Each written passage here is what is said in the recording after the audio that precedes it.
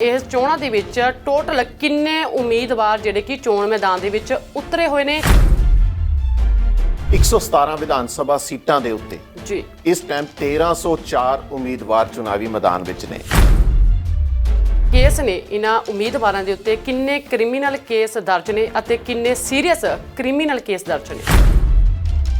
22 ਦੀ ਗੱਲ ਕੀਤੀ ਜਾਵੇ ਤਾਂ 25% ਕ੍ਰਿਮੀਨਲ ਕੇਸ ਪਾਰਟੀਆਂ ਦੇ ਉਮੀਦਵਾਰਾਂ ਤੇ ਦਰਜ ਨੇ।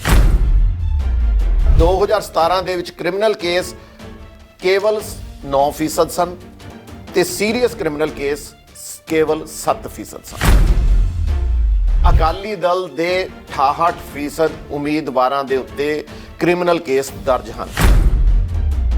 ਦੂਜੇ ਨੰਬਰ ਦੇ ਉੱਤੇ ਆਮ ਆਦਮੀ ਪਾਰਟੀ ਦੇ 50% ਉਮੀਦਵਾਰਾਂ ਦੇ ਉੱਤੇ ਕ੍ਰਿਮੀਨਲ ਕੇਸ।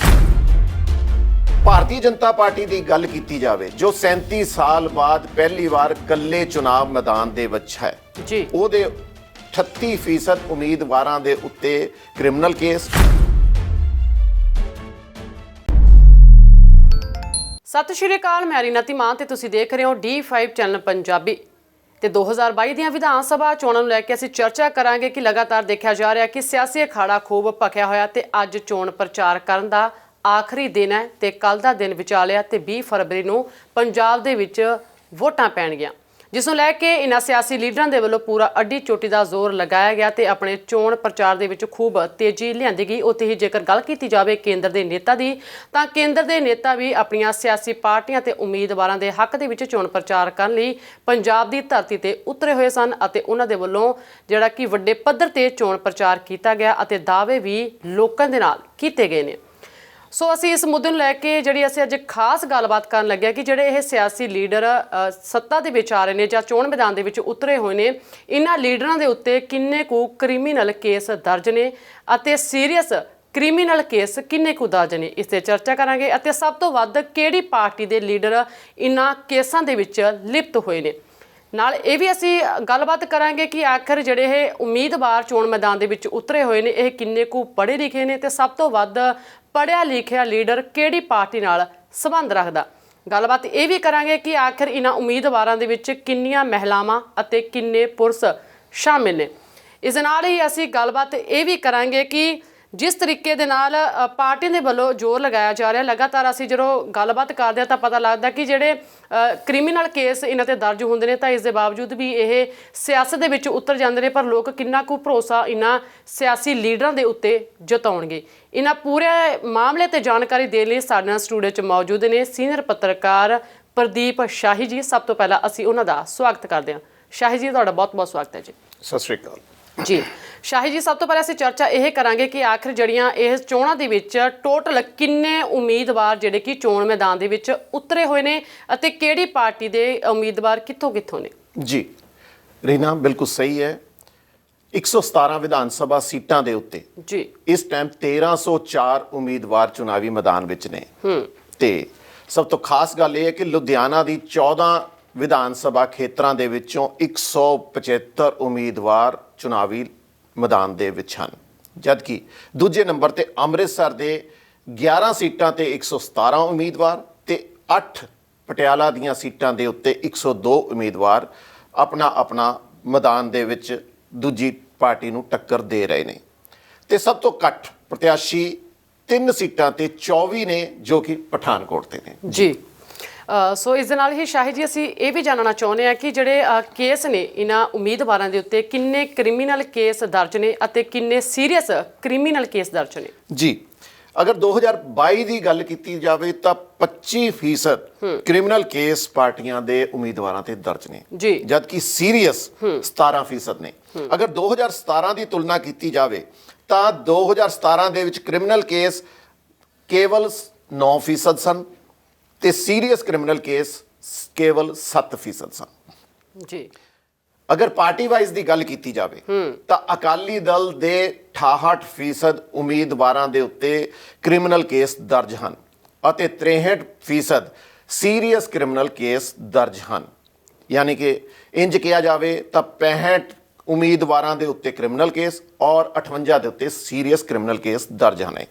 ਦੂਜੇ ਨੰਬਰ ਦੇ ਉੱਤੇ ਆਮ ਆਦਮੀ ਪਾਰਟੀ ਦੇ 50% ਉਮੀਦਵਾਰਾਂ ਦੇ ਉੱਤੇ ਕ੍ਰਿਮੀਨਲ ਕੇਸ ਅਤੇ 23% ਉਮੀਦਵਾਰਾਂ ਦੇ ਉੱਤੇ ਸੀਰੀਅਸ ਕ੍ਰਿਮੀਨਲ ਕੇਸ ਦਰਜ ਹਨ। ਭਾਰਤੀ ਜਨਤਾ ਪਾਰਟੀ ਦੀ ਗੱਲ ਕੀਤੀ ਜਾਵੇ, ਜੋ 37 ਸਾਲ ਬਾਅਦ ਪਹਿਲੀ ਵਾਰ ਇਕੱਲੇ ਚੁਣਾਵ ਮੈਦਾਨ ਦੇ ਵਿੱਚ ਹੈ ਜੀ, ਉਹਦੇ 38% ਉਮੀਦਵਾਰਾਂ ਦੇ ਉੱਤੇ ਕ੍ਰਿਮੀਨਲ ਕੇਸ ਅਤੇ 21% ਸੀਰੀਅਸ ਕ੍ਰਿਮੀਨਲ ਕੇਸ ਦਰਜ ਹਨ।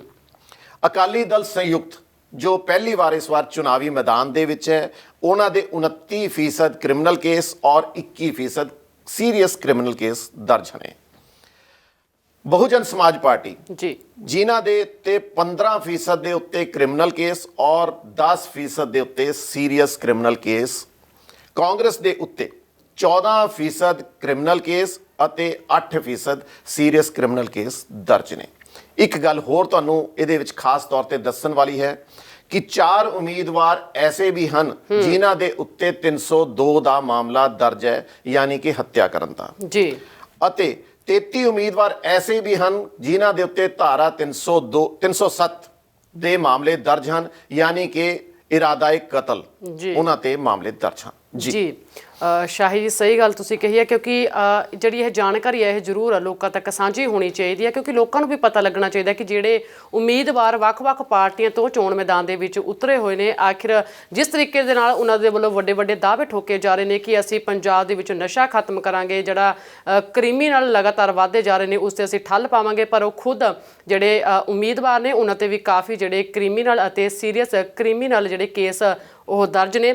ਸੋ ਇਸ ਦੇ ਨਾਲ ਹੀ ਸ਼ਾਹੀ ਜੀ ਅਸੀਂ ਜਾਣਕਾਰੀ ਇਹ ਵੀ ਹਾਸਲ ਕਰਨਾ ਚਾਹੁੰਦੇ ਹਾਂ ਕਿ ਜਿਹੜੇ ਰੈੱਡ ਅਲਰਟ ਬੂਥ ਉਹ ਪੰਜਾਬ ਦੇ ਵਿੱਚ ਕਿੰਨੇ ਨੇ?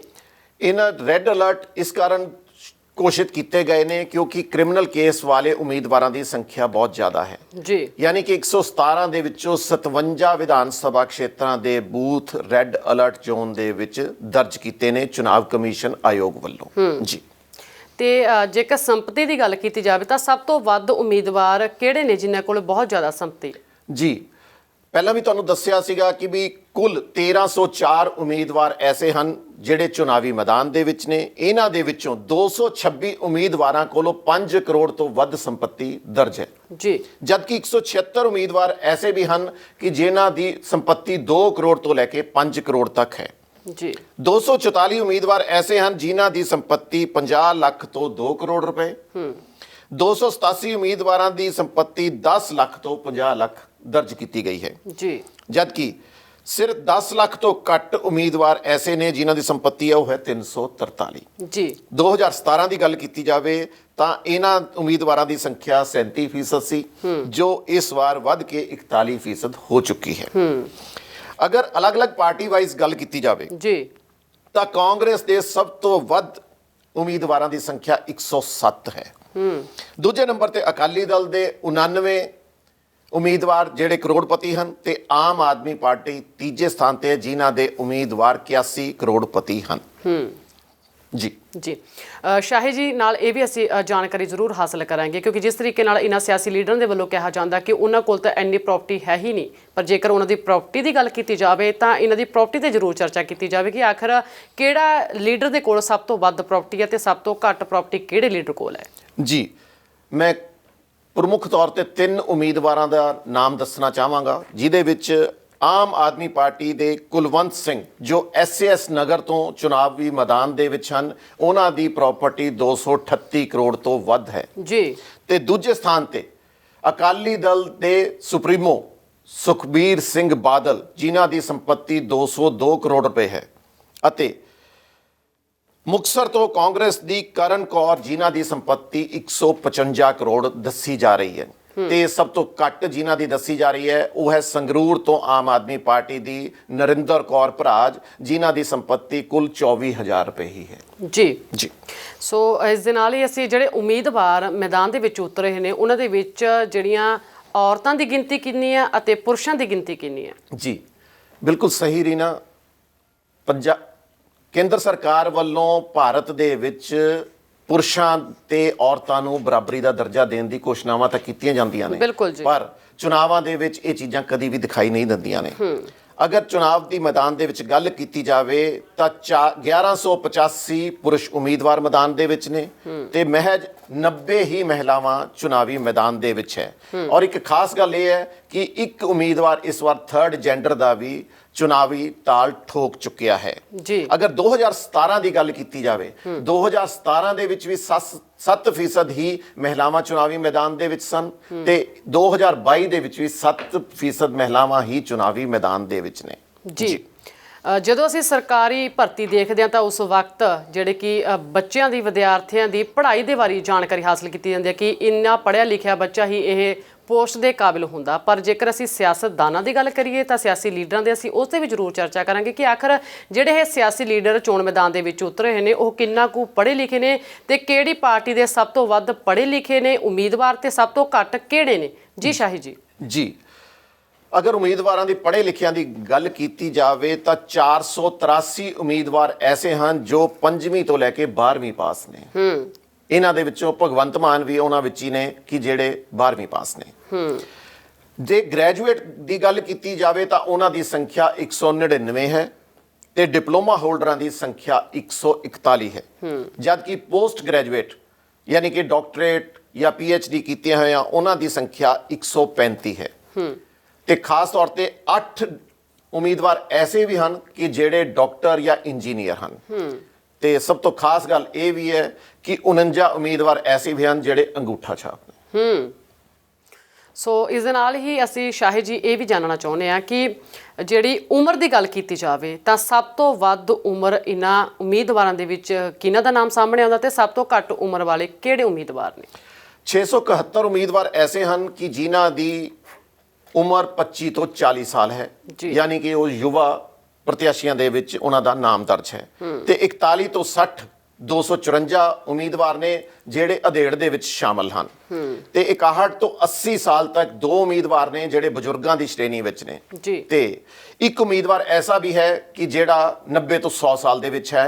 ਉਹ ਹੈ ਪੰਜਾਬ ਦੇ 5 ਵਾਰ ਮੁੱਖ ਮੰਤਰੀ ਰਹੇ ਪ੍ਰਕਾਸ਼ ਸਿੰਘ ਬਾਦਲ ਜੋ ਇਸ ਸਮੇਂ 94 ਸਾਲ ਦੇ ਹੋ ਚੁੱਕੇ ਹਨ ਤੇ ਉਹ ਭਾਰਤ ਦੇ ਵਿੱਚੋਂ ਸਭ ਤੋਂ ਉਮਰ ਦਰਾਜ਼ ਉਮੀਦਵਾਰਾਂ ਦੇ ਵਿੱਚ ਆਪਣਾ ਨਾਮ ਦਰਜ ਕਰਵਾ ਚੁੱਕੇ ਹਨ। ਜੀ ਪ੍ਰਦੀਪ ਸ਼ਾਹੀ ਜੀ ਤੁਸੀਂ ਬਹੁਤ ਵਧੀਆ ਜਿਹੜੀ ਜਾਣਕਾਰੀ ਆ ਉਹ ਦਰਸ਼ਕਾਂ ਦੇ ਨਾਲ ਸਾਂਝੀ ਕੀਤੀ ਆ। ਤੁਹਾਡਾ ਬਹੁਤ ਬਹੁਤ ਸ਼ੁਕਰੀਆ ਜੀ।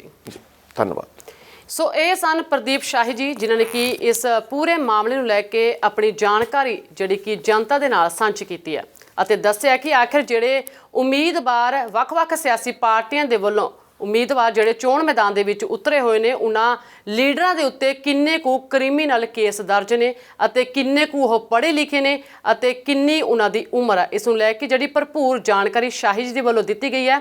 ਸੋ ਜਿਹੜੇ ਕਿ ਦੇਖਣਾ ਹੋਵੇਗਾ ਕਿ ਜਿਹੜੇ ਇਹ ਸਿਆਸੀ ਲੀਡਰ ਲਗਾਤਾਰ ਲੋਕਾਂ ਦੇ ਵਿੱਚ ਵਿਚਰ ਰਹੇ ਨੇ ਅਤੇ ਲੋਕਾਂ ਨੂੰ ਅਪੀਲ ਕੀਤੀ ਜਾ ਰਹੀ ਹੈ ਕਿ ਜਿਹੜੇ ਪੰਜਾਬ ਦੇ ਵੱਡੇ ਮਸਲੇ ਨੇ ਉਹਨਾਂ ਨੂੰ ਹੱਲ ਕਰਾਂਗੇ, ਉਹਨਾਂ ਦਾ ਭਰੋਸਾ ਦਿੱਤਾ ਜਾ ਰਿਹਾ। ਪਰ ਜਿਸ ਤਰੀਕੇ ਦੇ ਨਾਲ ਇਹ ਸਿਆਸੀ ਲੀਡਰਾਂ ਦੇ ਉੱਤੇ ਕ੍ਰਿਮੀਨਲ ਕੇਸ ਦਰਜ ਨੇ ਉਸ ਨੂੰ ਲੈ ਕੇ ਹੁਣ ਲੋਕ ਕਿਹੜੇ ਸਾਫ਼ ਸੁਥਰੇ ਉਮੀਦਵਾਰ ਨੂੰ ਆਪਣੀ ਵੋਟ ਪਾ ਕੇ ਸੱਤਾ ਦੇ ਵਿੱਚ ਲੈ ਕੇ ਆਉਣਗੇ ਕਿਉਂਕਿ ਵੋਟਾਂ ਦਾ ਜਿਹੜਾ ਸਮਾਂ ਉਸ ਦੇ ਵਿੱਚ ਸਿਰਫ ਇੱਕ ਦਿਨ ਹੀ ਬਾਕੀ ਰਹਿ ਗਿਆ ਅਤੇ 20 ਫਰਵਰੀ ਨੂੰ ਵੋਟਾਂ ਪੈਣਗੀਆਂ ਤਾਂ ਲੋੜ ਹੈ ਪੰਜਾਬ ਨੂੰ ਇੱਕ ਅਜਿਹੇ ਸੱਚੇ ਸੁੱਚੇ ਤੇ ਇਮਾਨਦਾਰ ਲੀਡਰ ਦੀ ਜਿਹੜਾ ਤੁਹਾਡੇ ਹਲਕੇ ਦੇ ਲਈ ਭਲਾ ਕਰੇ, ਤੁਹਾਡੇ ਵਿਕਾਸ ਕਾਰਜਾਂ ਦੀ ਗੱਲ ਕਰੇ, ਤੁਹਾਡੇ ਮਸਲਿਆਂ ਨੂੰ ਹੱਲ ਕਰੇ।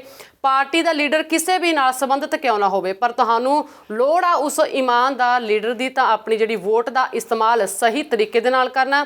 ਕਿਸੇ ਵੀ ਨਸ਼ੇ ਦੇ ਵਿੱਚ ਆ ਕੇ ਜਾਂ ਨਸ਼ੇ ਦੇ ਤਹਿਤ ਤੇ ਆਧਾਰ ਤੇ ਆਪਣੀ ਵੋਟ ਨੂੰ ਨਾ ਵੇਚਿਓ ਅਤੇ ਆਪਣੀ ਵੋਟ ਨੂੰ ਸਹੀ ਇਸਤੇਮਾਲ ਜ਼ਰੂਰ ਕਰਿਓ ਕਿਉਂਕਿ ਤੁਹਾਡੀ ਸਹੀ ਇਸਤੇਮਾਲ ਕੀਤੀ ਹੋਈ ਵੋਟ ਦਾ ਫਾਇਦਾ ਤੁਹਾਡੇ ਬੱਚਿਆਂ ਦਾ ਭਲਾ ਕਰੇਗਾ, ਤੁਹਾਡੇ ਪੰਜਾਬ ਦੀ ਤਸਵੀਰ ਬਦਲ ਕੇ ਰੱਖ ਦੇਵੇਗਾ। ਇਹ ਤੁਹਾਡੇ ਤੇ ਡਿਪੈਂਡ ਕਰਦਾ ਕਿ ਆਖਰ ਤੁਸੀਂ ਕਿਹੜੀ ਸਿਆਸੀ ਪਾਰਟੀ ਦੇ ਲੀਡਰ ਨੂੰ ਇਮਾਨਦਾਰ ਅਤੇ ਸੱਚਾ ਤੇ ਸੁੱਚਾ ਮੰਨਦੇ ਹੋ ਜਿਸ ਨੂੰ ਤੁਸੀਂ ਸੱਤਾ ਦੇ ਵਿੱਚ ਲੈ ਕੇ ਆਉਣੇ, ਜਿਸ ਤੇ ਤੁਹਾਨੂੰ ਭਰੋਸਾ ਕਿ ਵਾਕਈ ਹੀ ਉਹ ਉਮੀਦਵਾਰ ਤੁਹਾਡੇ ਕੰਮਾਂ ਤੇ ਖਰਾ ਉਤਰੇਗਾ।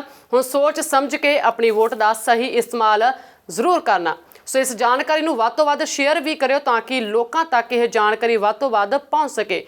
ਸੋ ਅੱਜ ਇੰਨਾ ਹੀ, ਮੈਨੂੰ ਦਿਓ ਇਜਾਜ਼ਤ। ਧੰਨਵਾਦ। D5 ਚੈਨਲ ਪੰਜਾਬੀ ਹੁਣੇ ਸਬਸਕ੍ਰਾਈਬ ਕਰੋ, ਬੈਲ ਆਈਕਨ ਤੇ ਕਲਿੱਕ ਕਰੋ। ਕੀ ਹੁੰਦੀ ਹੈ ਜਮਾਬੰਦੀ, ਕਿਵੇਂ ਬਣਦੀ ਹੈ ਵਸੀਅਤ, ਜ਼ਮੀਨ ਜਾਇਦਾਦ ਦੇ ਹਰ ਮਸਲੇ ਤੇ ਕਰਾਂਗੇ ਚਰਚਾ।